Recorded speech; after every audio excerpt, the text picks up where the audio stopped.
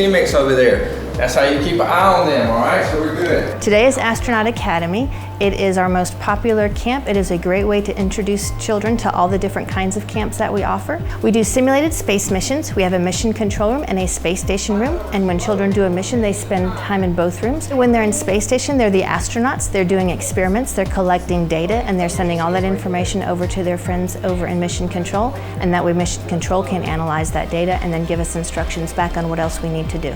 These answers will tell them how to solve their problem. I thought it was just really cool how you have to problem solve, and how the simulations were so they seemed real. Space, I think it's amazing. I mean, there's so much you can learn about it, and there's so much, and there's so little we know about it, so why not try to learn more? I enjoy it when the kids are having fun and enjoying science and seeing how science is. Some of our camps are filled up, but we still have some spaces available. And then during the school year, if your kid really liked camp, get their teachers to bring them back to us during the school year, because we do simulated space missions with school groups all year long. I mean, this isn't a lot of equipment, and you're not going to be able to do this in a school, so the kids get to come here.